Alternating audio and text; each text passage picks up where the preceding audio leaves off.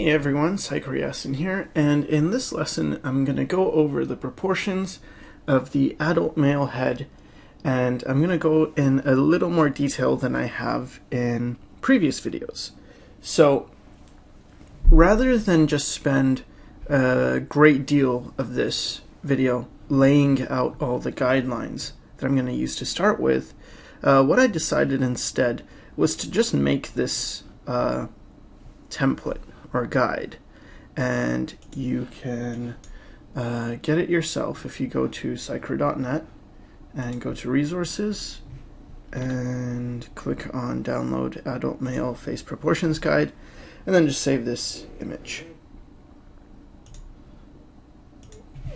So the first thing I'm going to do, and if you're using a traditional, you could just print this out, but because I'm doing digital, what I want to do is create a new layer. I'm going to fill that with white and then reduce the opacity just so that the guide is not so strong, so my drawing shows up a bit more.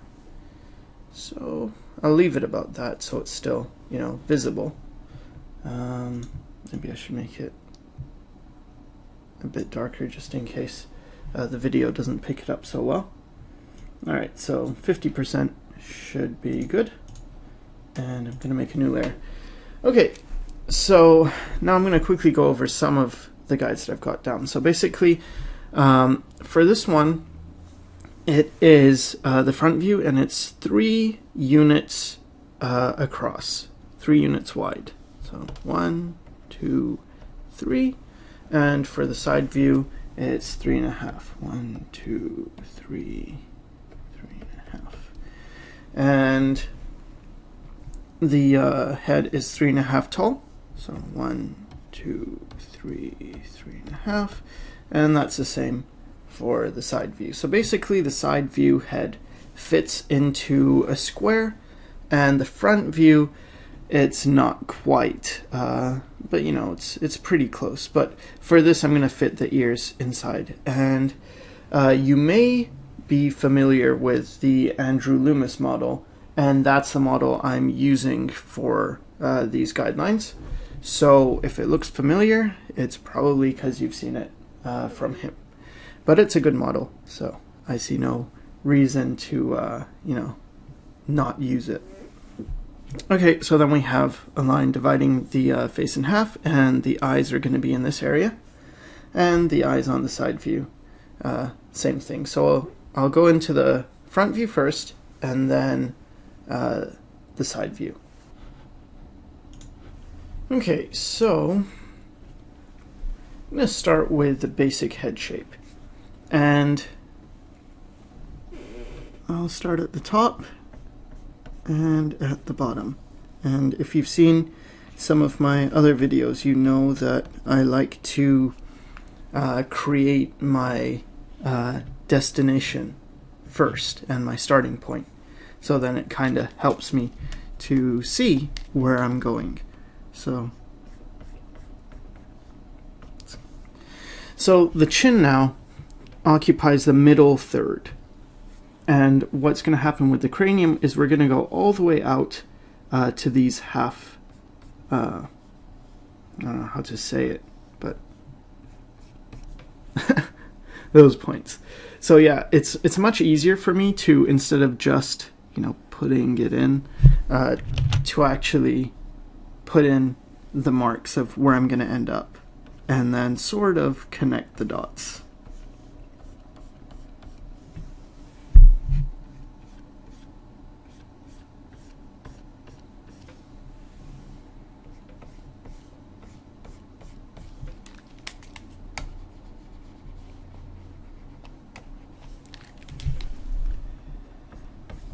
And as usual with all proportion stuff, these guides are a generic guide. This isn't, feel like it's a disclaimer that you have to say, this isn't what everyone looks like, of course. But it's a good place to start, because once you know a generic model, then it's much easier to do any other models. Okay, so now put these 2 points here at the you know, if you divide this third unit in half, it's right here. And that's where the jaw is going to connect to. Now for a man's jaw, it's going to be pretty squared. So I'm going to go for square jaw. And depending on like where this point is, where it starts changing from this to this, kind of depends on the angle of the head. Sometimes it's above the line of the mouth, and this line is the mouth line, and sometimes it's a bit below, and sometimes it's even. It mostly depends on, well, who you're doing, but also the angle of the head. So let's say this is just pretty much straight on, then it's probably gonna be somewhere like that. So there. And then we're gonna fit the ears in this area, here and here. So for now, I'm just going to lightly join these. Now, this is the cranium, so what's really happening is this part is going further back in space than the jaw. So maybe the jaw ends about here, and then we can put in the ears. Okay, so the ears are going to fit from here to here. So yeah, I'm going to put those in, and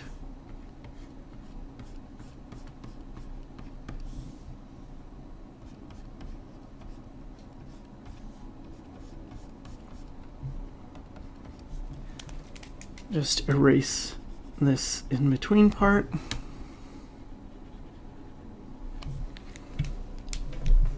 And bring the ears a bit in. So what this is showing is that we have some overlap here, right? Here. And that shows that this part goes behind this ear. However, the jaw, well, the jaw also goes behind, but it's easier to, sometimes you have this a bit split. So it kind of defines how the head is going. Okay, so pretty good. Now we have this basic head shape. And before I get on to the features, I'm going to get in the head shape of the side view. So the side view's a little bit more complicated, mainly just in this front portion. But it's not too tricky once you get the hang of it. So let's go ahead and start with that. Okay, so let's see. Guess I can start on the back portion. I'm going to start similar to how I did here and just put in the points I'm aiming for, and then I can put in the curve joining them. So the back of the head here, it's going to be pretty flat, and then this is going to join.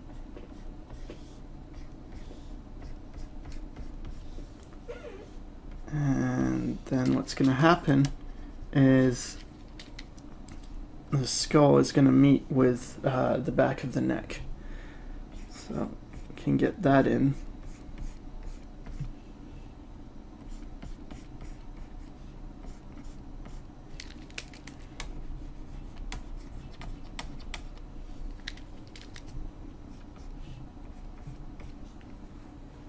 And now for the hard part. So all this front area. So actually, you know what? First I'm going to put in the ear because it's an important landmark. So again, just like the front view, it's going to fit in this area, in this, thing. And the ear is very useful as a landmark and a guide for two reasons. One is that if you know how big the ear is, the eyebrow and the bottom of the nose kind of line up on the same plane as the ear. And the other thing is that the ear is where the jaw connects. It's not that it connects to it, but it connects really close. Like the jaw connects like right here. So if you have the ear, then you have, those pieces of useful information that even for figure drawing, it really helps if you're drawing a head. So I'm drawing a head real fast, and then I need to know how the jaw is, and if I get in the ear, then it's like, okay, then the jaw must be there. And you also have a muscle, the sternocleidomastoid, which comes in from just behind the ear and it comes out front. So then the ear really is a great landmark to, and again, then I also can find where the eyebrows are and where the bottom of the nose is. And so for drawing, the ear is super helpful.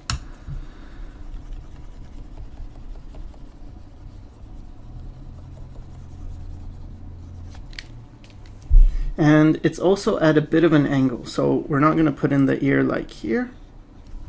Oh boy, that was terrible. We're going to put it slightly at an angle. And you have to remember that it's going to look a lot bigger in side view than in the front view. And that's just because of the way the ear is. Unless your ears were really, really, coming forward like that, then maybe it would be more, big on the front view. But let's assume it's not, then it's going to be bigger on the side view. And that's just because, let's say, we're looking at an ear in a side view and it fits in like a block like this. If you turn that block,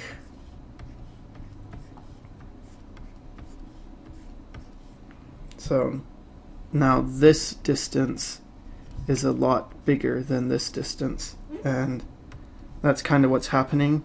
I guess this would be this ear, how it's kind of turned back in space.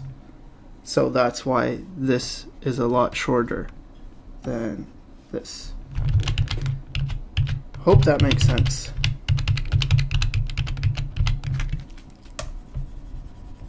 Okay, so as I said, the ear. Now that we have the ear, we can find the jaw. So I'm going to bring the jaw down and going to get where the jaw connects to.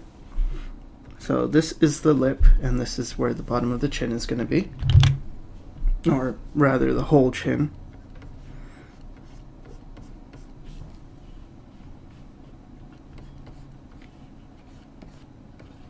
And there we've got the jaw in place, and can put in a bit of a neck.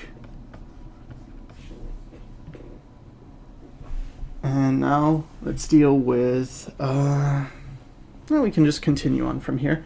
So these are the lips, and this is the bottom lip. And this is the middle, center. And now these two lines, this is going to line up with the center of the eye, so basically the pupil. Now, there's books that say this lines up with the corner of the mouth. I find that it tends to make the mouth look a bit too big when I do that, and I'm sure there's people who have plenty big mouths who can who this works for, but I like to just kind of end a bit before that and sort of fade off, so we get this look. So it's kind of lining up with the center of the eye. And for this lip, it's going to do the same thing. It's just the center of the eye is now going to line up here. So let's put this in.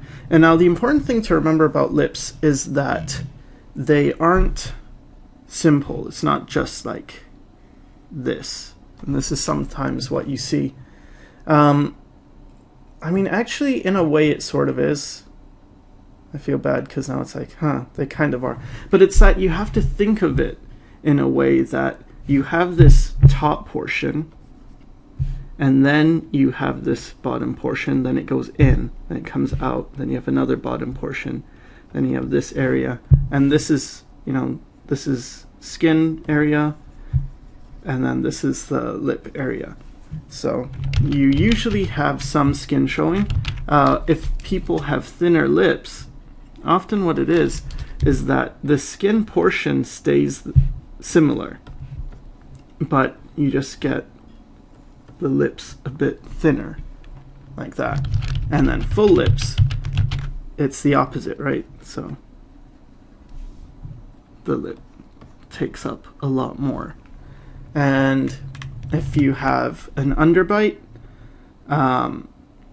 then this is going to be moved forward, the jaw. And if you have an overbite, then the bottom lip's going to be a bit lower. So I'm going to keep this one sort of with a little bit of an overbite. I don't know, wait, did I? Anyway, an overbite. Just getting confused. But it's almost that. It's straight. Just going to add a bit of an angle to this.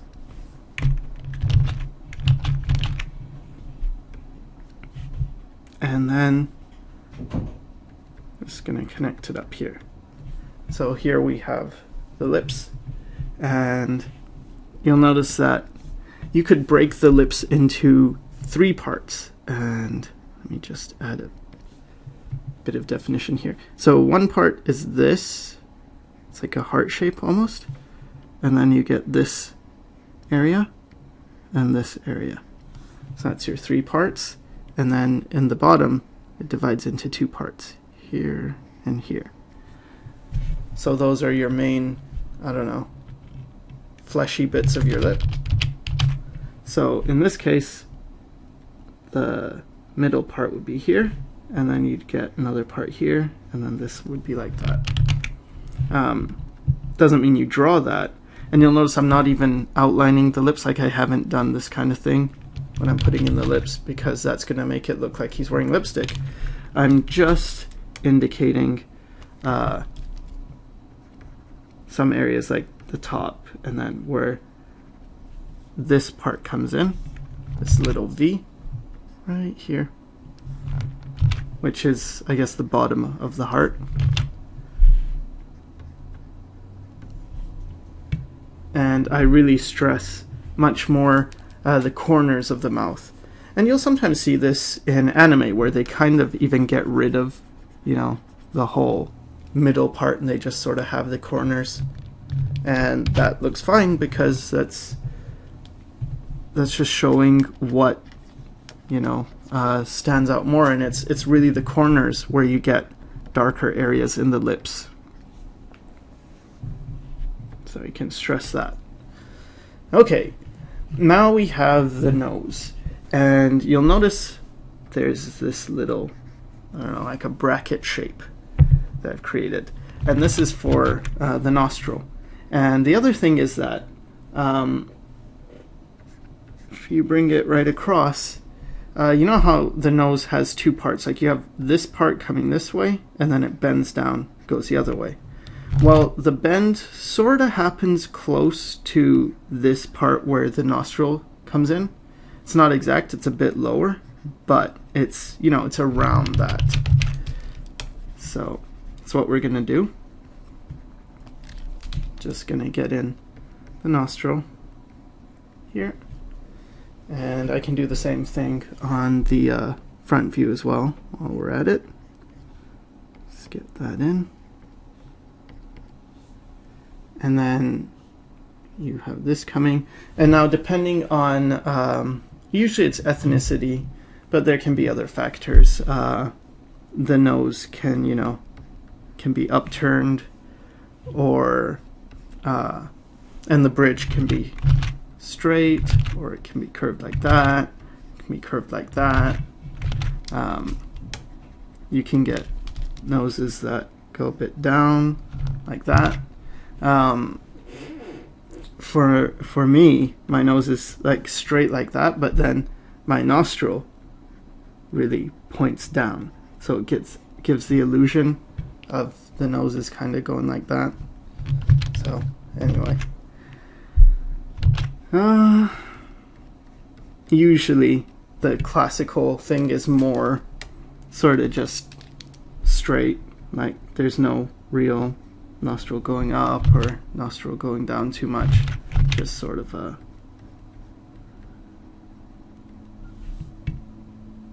straight like that. And can put the same thing in for front view. And those are some pretty, I don't know, intense nostrils, so I'm just going to tone it a bit down.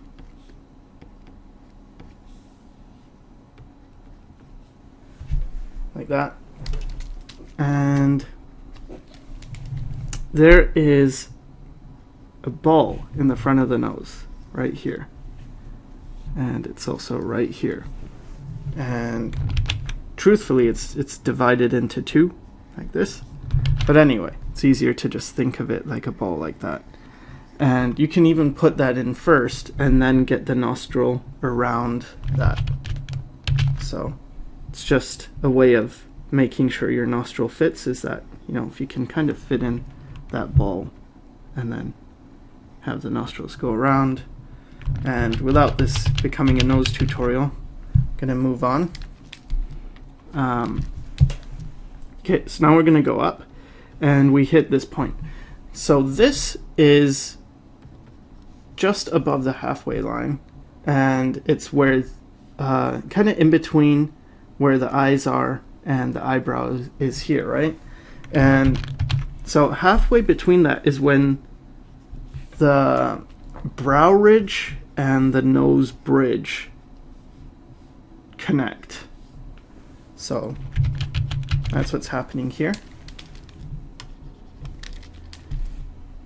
So just put a little marking for that, because it's quite important. And the same thing is happening here. It's just you don't see it from that view, but what you can do is kind of indicate here where that is. So, and this can sort of fade off.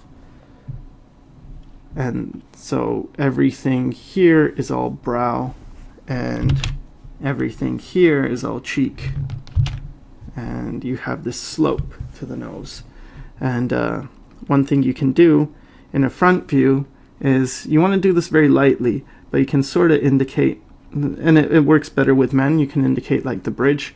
With women, you might want to, you know, lay off that. You don't want to stress that too much. And even this, it's a bit too stressed. I just wanted to have that very lightly in there. Okay, so now you have the brow, and it's important not to just go straight into the forehead, because it's not nose forehead, it's nose brow forehead. So of course you could have, you know, a mild brow where it almost just does this, and for women it's much more this case where you might have a very smooth transition. And again, just like the nose, the brow can be more flat, or it can come out a bit. I notice with younger children, it almost seems to come out more. Women as well. In a lot of African women, it sort of comes out a bit more like that. So, I mean, a lot of these changes, again, they're ethnic, but they're also dependent on gender and all sorts of things. So what we're going to do for this guy is just give him a decent brow.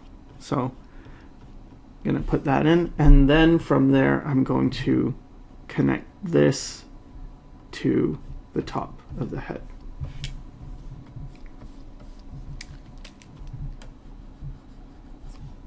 Clean that up. And I'm sorry for you know, I'll start drawing things and then I'll erase it and then I'll go back. I know I did this guide so that you'd be able to print it out and follow along So I apologize that I just realized, uh-oh, I just start going off on a tangent and drawing things, and then people might start drawing that, and then I erase it, and then, anyway. So maybe it would be a good idea to watch this first, but it's too late now. Okay, let's continue. Okay, so let's start working on the eyes now, and they're going to fit in this area. So, well, rather, okay, the middle line is going to kind of cut into the eye, but it's close. So we can get the eyes in there. Gotta move this. Okay, this here, how it bends, that's true that it bends for that top, but then the nose has a bit of an angle, so this, you know, goes down like that. So I gotta correct my previous drawing. But anyway.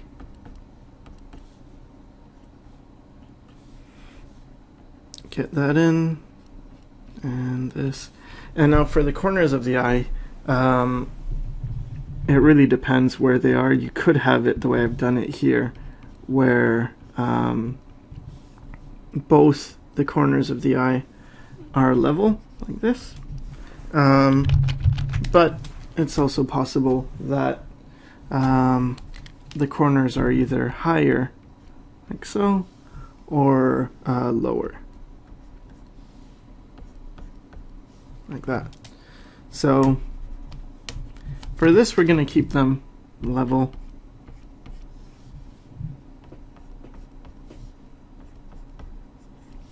And remember that the top lid overlaps the bottom lid, and I'm going to indicate a bit of the lower eyelid, the crease for the lower lid. Probably lighten that up. It's a bit too dark. And there's also the crease for the upper lid.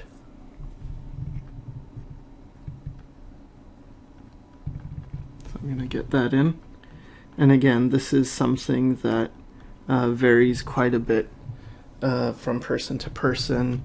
You could have the crease actually somewhat more like this, or you could have this double eyelid.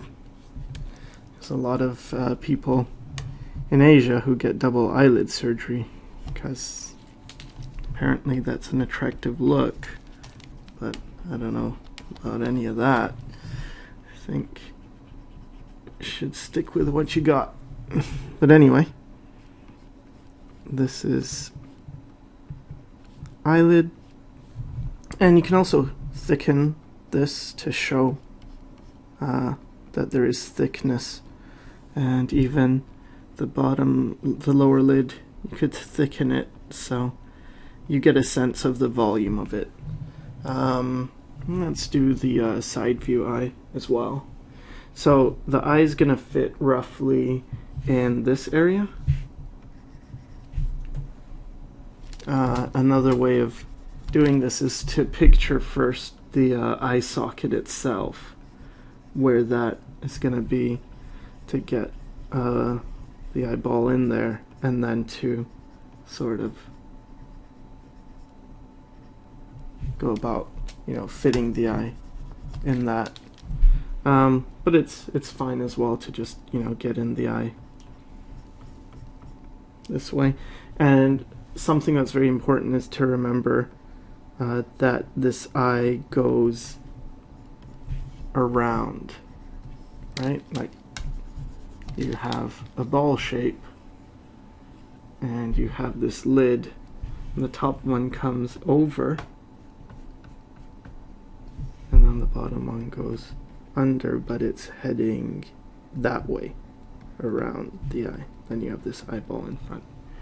So it's little, I don't know, details like this that make a big difference, because if you have that slight curve at the end, it shows that, okay, this eye is a three-dimensional shape, whereas if you just did this, then it becomes very flat.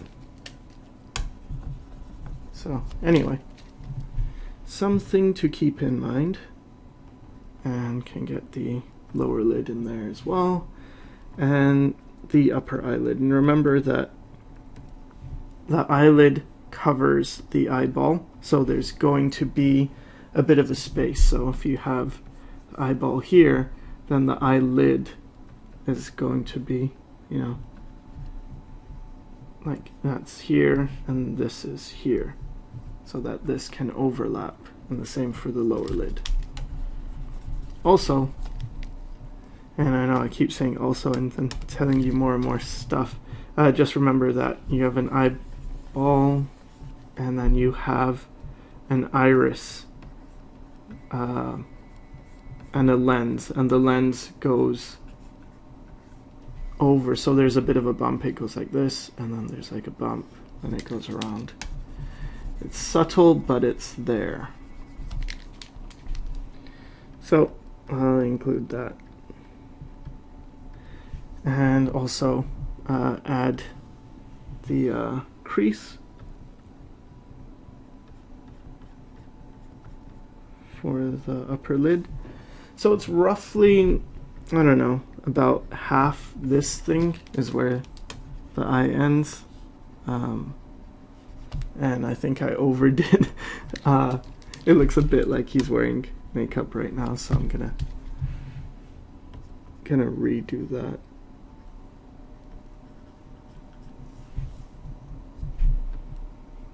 So it's not quite as strong.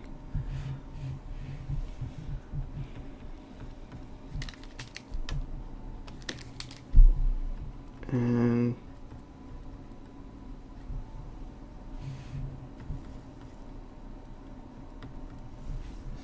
there, and then yeah, iris on this eye. And when you're drawing eyes from reference, what you want to do is not focus on drawing this iris shape, but to look at this, the white of the eye, and look at the shape that that forms. And if you get that in, you kind of get the iris, because a tendency is to make the iris too small, especially because we're used to seeing things like cartoons where you have like this big white of the eye and then a dot, right? But really, or in most cases, the iris is much bigger compared to the white of the eye. So let's get that, and we'll put in the pupil, and usually the pupil is touching the top of the eyelid, the upper eyelid, and we can get that here too. And then for the eyebrows, so as I mentioned before, you have the top of the ear, and that lines up with the eyebrows, so you can get those in.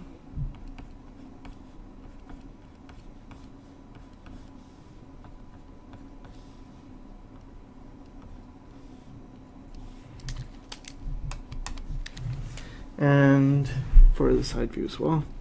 And for this one, it's important to remember how the eyebrow is going sideways and then it goes down and that way. I don't know if that makes sense, but like this area is right here and this area is further out. So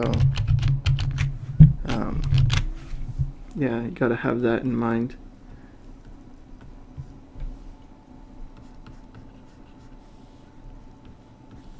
And then I'm just gonna shade it real quick. With eyebrows, you have this thing where the eyebrows kind of go in one direction and then they switch directions near the end. So here it's all going this way, and it sort of starts going that way. And And sometimes here in the middle it can also start to switch like that.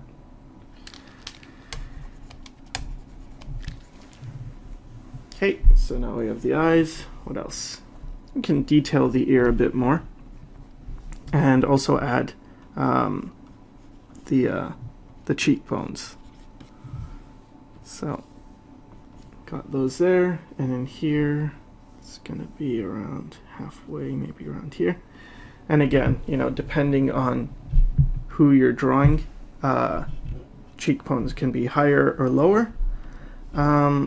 But an interesting thing is you've got this, it's easier from the side view, got a bone here.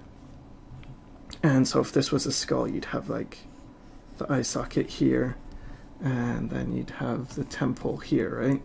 And then you have this bone, and this points to that flap in the center of the ear, like so. See? Points to that. So that's a useful thing as well when it comes to drawing faces, is that you can kind of get that in. And then for the ear itself, I'm not going to go into too much detail here, but it's got certain shape to it. Got the ear flap, and then this area goes inside, and this comes out.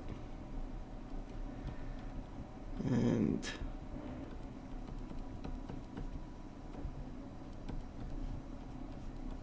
there's a way of thinking of it, which is that you have two shapes. You have like a Y shape, like that, and then a G shape, like that, and it's wrapped in this thing. I don't know if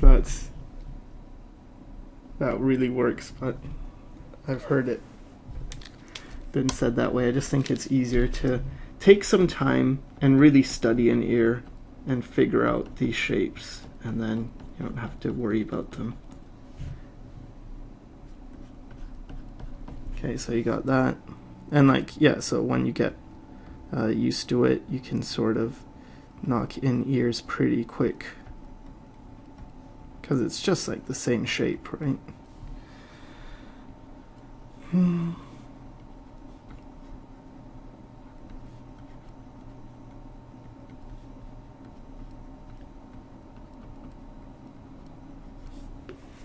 Okay, so we have the ears, and you have your temple here, and this is the ridge of the brow. You can sometimes indicate that. And I mean, there's not much else. Maybe you can indicate the jaw in a way.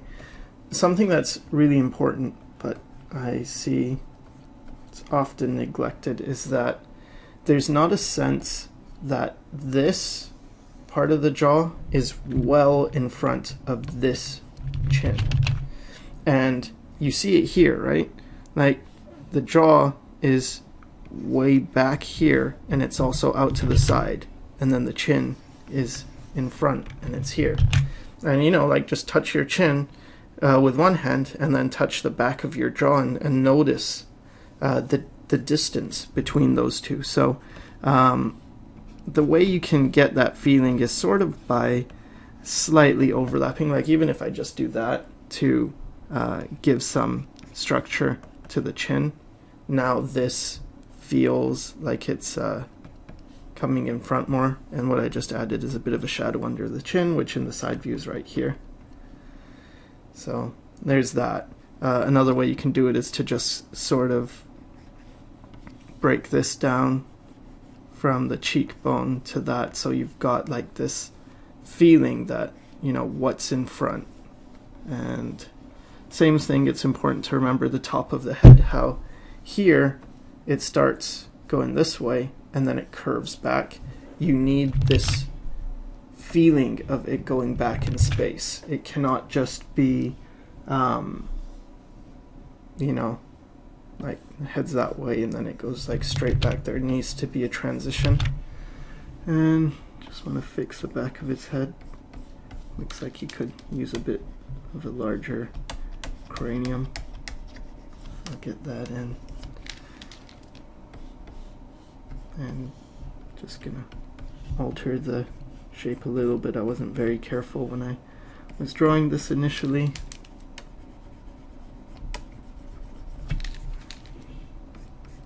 And sometimes you'll get like a crease here, back of the head. And yeah, I mean, pretty much that's it. Hairline. So yeah, we can get in a hairline, and that is usually, and of course this is totally variable depending on the person, but it's usually on this line. So you know, you have the 3 portions, 1, 2, 3, and it's on the half one. And this can be pretty straight, or you can get the V shape going. For this one, I'm going to keep it pretty straight, and it's going to go around the temple area. So let's add that here. Starts here, goes a bit that way.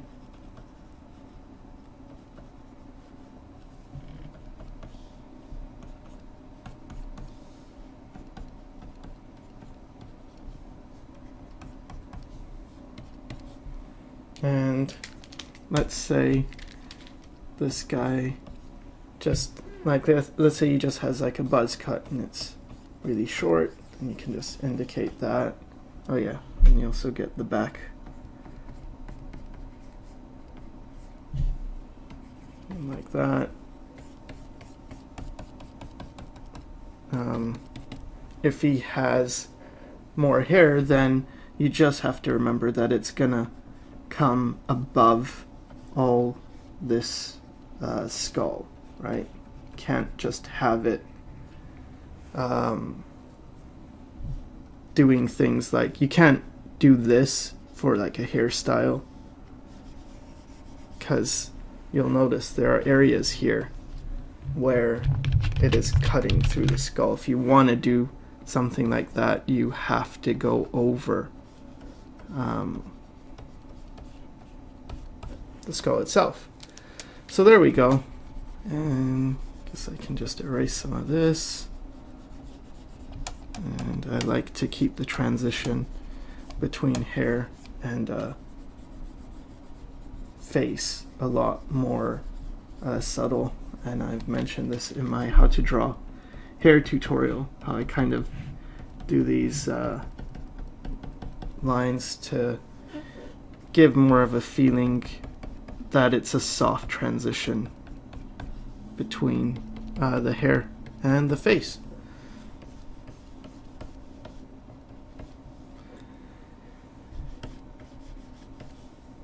So last thing is the neck, I suppose, and can start from, it really depends on how fit the person is. You could start here. Some people, their neck is smaller and it's more like that. But for this guy, I'm gonna start it back there. And yeah, so it's proportions of the male head. I hoped it helped, and thanks for watching.